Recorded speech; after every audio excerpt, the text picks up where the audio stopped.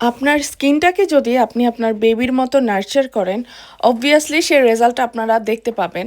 তো আজকে হচ্ছে আমি সকাল সকাল ঘুম থেকে উঠে একটু স্কিন কেয়ার করলাম। আর প্রতিদিনের রুটিন আসলে ইদানিং আমি যেভাবে মেনটেন করছি সেটা আপনাদের সাথে একটু শেয়ার করি।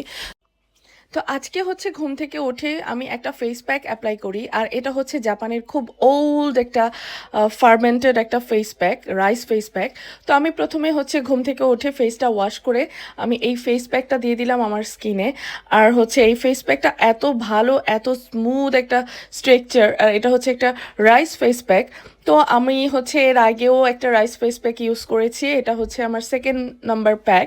তো এখানে যেহেতু বাংলাদেশের মতো উপটান নেই, তা আমি ভাবলাম যে কিছু না কিছু তো একটা মুখে আসলে অ্যাপ্লাই করতে হয়। আগে যেহেতু আমরা উপটান অ্যাপ্লাই করে অভ্যস্ত, তো আমি এই ফেস প্যাকগুলো ইউজ করি মাঝে মাঝে।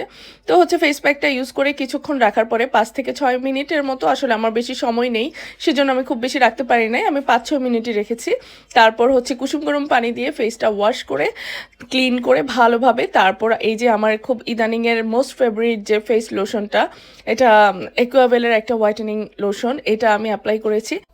তারপর হচ্ছে আমার মোস্ট ফেভারিট ময়শ্চারাইজার হাদালুবুর এই ময়শ্চারাইজিং ক্রিমটা আমি অ্যাপ্লাই করছি। আর এটা আমার এতটা পছন্দের, আর আমার স্কিন যেহেতু অনেক ড্রাই, এটা আমার স্কিনে খুব ভালোভাবে স্যুট করেছে।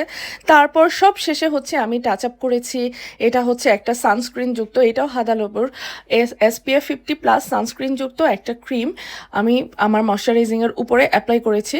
তো আমার স্কিনে কিছু স্পট আছে, সেগুলোর জন্য আমি ম্যালানসিসের স্পট কারেক্টরটা ইউজ করছি। আর সবশেষে হচ্ছে নিভিয়ার এই লিপ কেয়ারটা দিয়ে আমি টাচ আপ করলাম। আমি স্কিন কেয়ারটা করেছি authentic Japanese skin care product দিয়ে, আর আপনারা সবাই পেয়ে যাবেন জাপান টু বাংলাদেশের পেজে। Tata, bye bye.